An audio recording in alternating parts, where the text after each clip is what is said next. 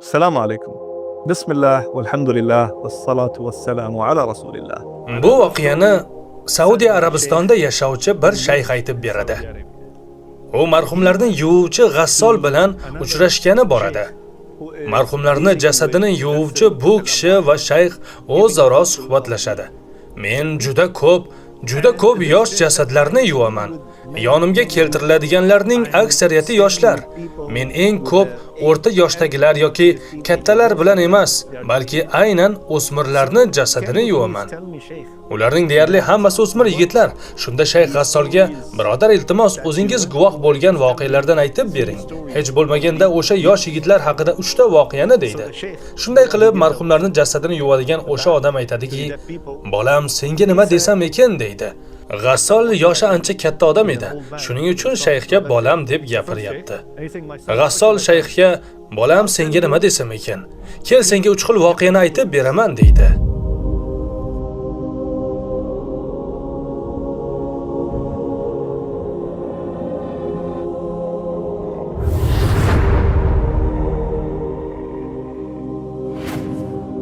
Birinchi voqea mana bunday. Bir yigit avtohalokatga uchraydi. U hali yosh edi. O'smir yoshdagi yigit.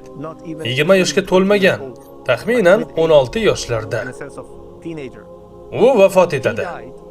Keyin uni o'liklarni yuvintiradigan joyga olib kelishadi. Bu joy mag'sala, ya'ni g'usl qildiriladigan joy. Va bu yigitning yonida uning yana 2-3 do'sti ham bo'ladi. Shundan so'ng G'assol marhumni yuvintirishni boshlaydi. Odatda marhumni yuvintirishda avvalo uni yuzini yuvishdan boshlanadi. G'assol uning yuzini yuvarkan, marhumning og'zida nimadir borligini sezadi. Og'zida g'alati bir narsa bor edi. U barmog'ini marhumning og'ziga solib, "Nimani topdi deng?" Tishlari orasida tamaki bor edi. "Ha, tamaki. Zararli moddalardan biri." G'assol aytadi: "Nima qilishni bilmay qoldim. Albatta uni chiqarib tashladim. Unga qarayman, u yosh yigit, hali yosh bola. U esa dahshatli tarzda vafot etgan edi. Va o'lganda ham og'zida tamaki bo'lgan.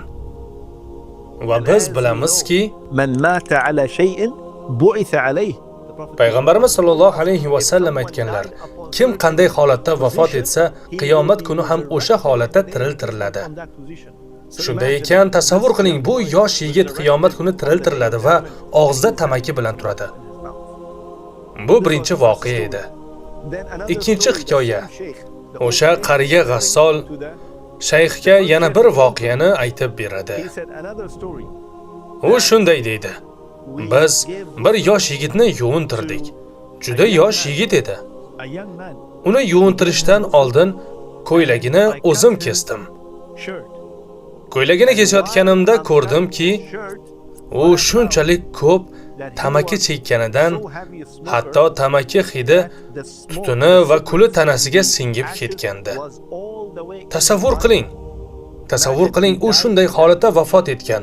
Uning tanasiga tamaki qoldig'ining kuli va hidi o'rnashib qolgandi. Men uni yuvintirarkanman, bu holatdan juda qayg'urdim. Juda qayg'urdim. Hali o'smir yoshdagi bu bola xunuk holatda vafot etgandi. Va qiyomat kuni ham Alloh taolo huzuriga shu holatda tiriltiriladi. Uning tanasida sigaret kulining asoratlari, tamakining tutuni, hatto kiyimida ham shu iflosliklar bor. Qiyomat kuni ham shu ahvolda tiriltiriladi." Endi shayx aytib bergan 3-voqeaga keldik. Shayx aytib bergan birinchi voqea avtohalokatga uchragan yigit edi. Uning og'zida tamaki qoldig'i bor edi.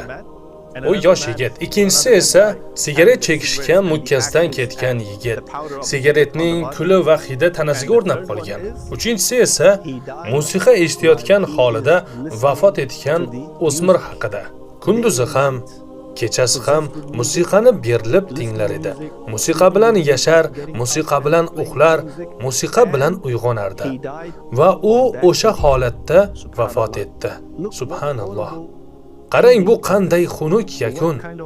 Qiyomat kuni Alloh subhanahu va taolo huzurida bu odamlar qanday holatda tiriltiriladi? O'sha gap. من مات على شيء بعث عليه.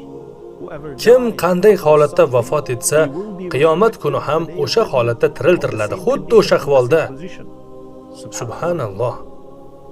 Biz bu voqealarni ko'rib chiqyapmiz. Ularni tinglayapmiz. Faqatgina o'yin kulgi uchun emas, vaqtni maroqli o'tkazish uchun ham emas. Shunchaki hikoya eshitdik, yaxshi bo'ldi deb qo'yish uchun ham emas. Yo'q, yo'q, yo'q. Biz bu voqealarni ibrat olish uchun o'rganamiz. Dars, saboq olish uchun.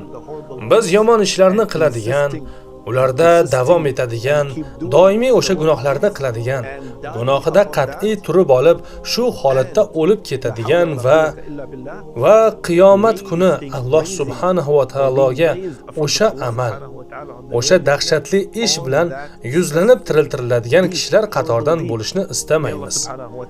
Alloh subhanahu va taolo bizni asrasin. Alloh bizni o'ziga doimo toat qiladigan, u buyurgan amallarni ado etadigan bandalardan qilsin. Xo'sh, biz payg'ambarimiz Muhammad sallallohu alayhi va sallam sunnatini mahkam ushlaymizmi? Ha, men sunnat asosida vafot etishni istayman. Namoz o'qiyotganimda vafot etishni istayman.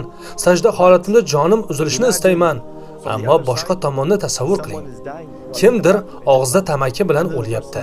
Yana kimdir sigaret va uning tutunidan chiqqan kul-chang kiyimlarini va tanasini qoplagan holatda vafot etyapti.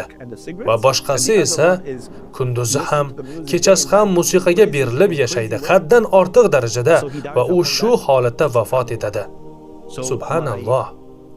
Shuning uchun barcha birodar va opa-singillarimga murojaatim va xabarim shuki, iltimos musiqani tinglashni bas qiling.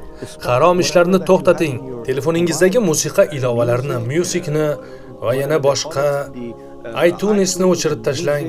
Playlistlarni ham o'chirib tashlang. Nega? Chunki biror narsaga o'rganib qolsangiz, oxir-oqibat o'sha narsa bilan yashaysiz. Biror narsaga berilib ketsangiz, u davomli bo'lib qoladi. Oxir-oqibat u odatga aylanadi. Biz Alloh subhanahu va taolodan so'raymizki, bizlardan hech birimizni o'sha holatda musiqa tinglayotgan, harom ishlarga berilgan, harom narsalarni tomosha qilayotgan, harom munosabatlar yoki boshqa gunoh ishlar bilan mashg'ul holatda vafot etadiganlardan qilmasin. Shuning uchun men Alloh subhanahu va taolodan bizni doimo Qur'onga bo'ysunadigan bandalardan qilishini so'rayman va payg'ambarimiz Muhammad sallallohu alayhi va sallam sunnatlariga amal qiladiganlardan qilsin. Bu hikoyalar orqali ibrat oladigan, o'ziga saboq chiqaradiganlardan qilsin va Allohdan bizni o'z yo'lida sobit qilishini so'rayman. Inshaalloh kelasi ko'rsatuv va lavhalarda yana boshqa hikoyalar haqida gaplashamiz. Hozircha esa Assalomu alaykum va rahmatullohi va barakatuh.